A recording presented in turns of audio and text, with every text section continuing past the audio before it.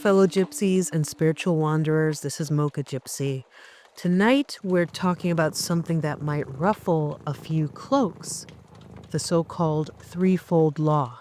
You've heard it. You might even lived by it. But what if I told you it's not the divine moral compass you think it is? What if it's a chain? So let's break it down. The threefold law says whatever you send out, good or bad or neutral, returns to you 3 times over. Cast a love spell, expect a triple dose of affection. Do a revenge ritual, prepare to be hit by cosmic backlash. It sounds neat and tidy, but here's what they don't tell you. This law didn't come from ancient Egypt, the old grimoires, or even European folk magic.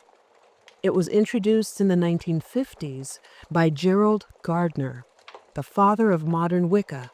Now, Gardner contributed a lot to modern witchcraft, yes, but he was also a man of his time, a time when women were starting to rebel, a time when patriarchal religion and society were being questioned.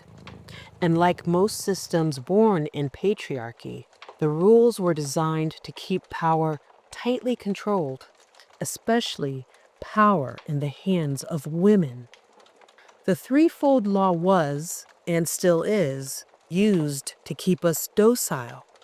It whispers to us, don't hex, don't defend, don't get angry, don't call back what was stolen, because it might come back to you threefold.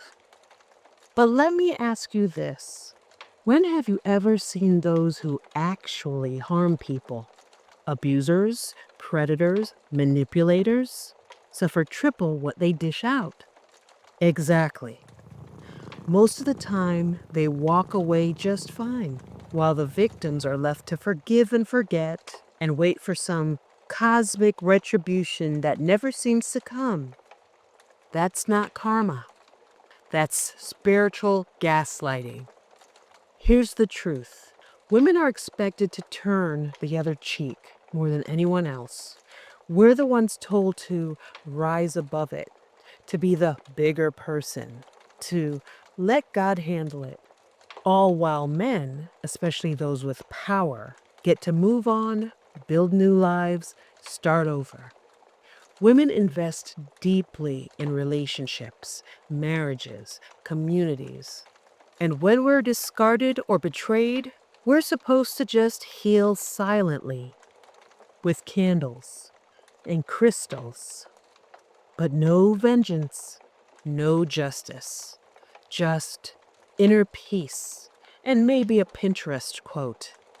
It's spiritual silencing, and that's exactly why the threefold law works so well as a control tactic.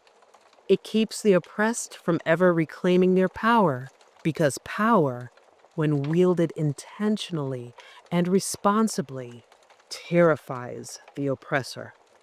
Let's talk truth. Magic isn't some cosmic boomerang or vending machine.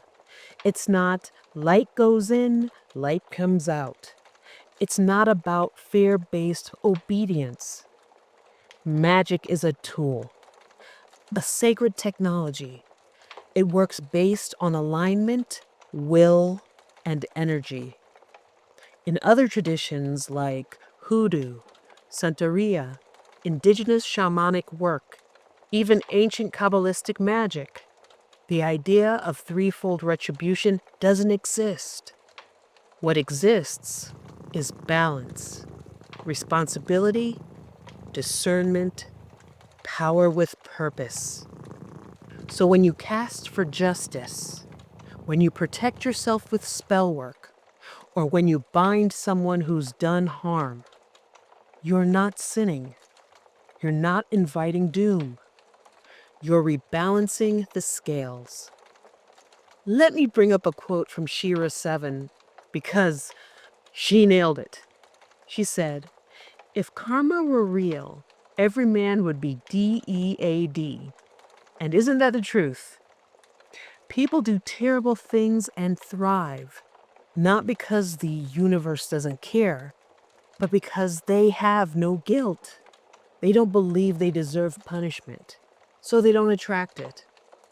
If you believe you're going to be punished for reclaiming your power, guess what? You probably will be.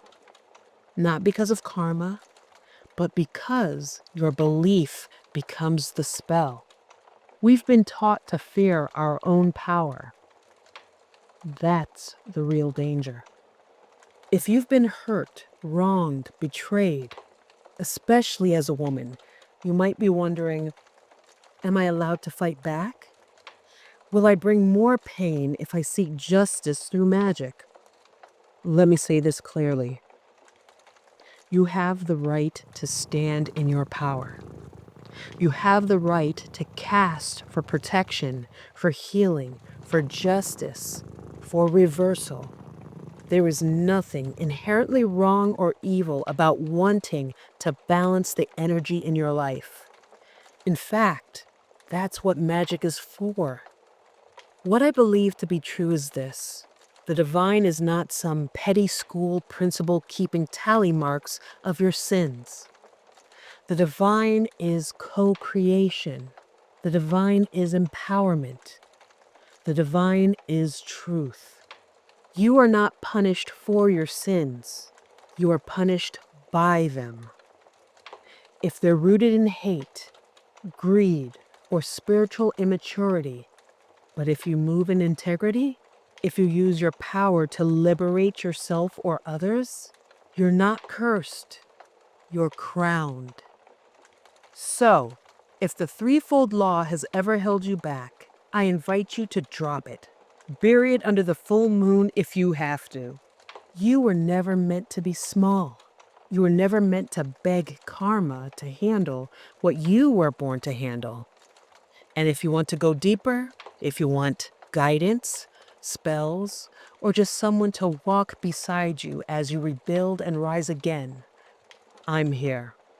I help women who have been burned by love, by life, by injustice, step back into their sacred seat of power. You don't have to be afraid. You don't have to play nice. And you definitely don't need anyone's permission to your own magic. This is your divine inheritance. Take it. Interested in having some spiritual work done without fear of karma or retribution? I can help. Visit mochagypsymagic.com, link in the description, and pinned in the comments. Be blessed.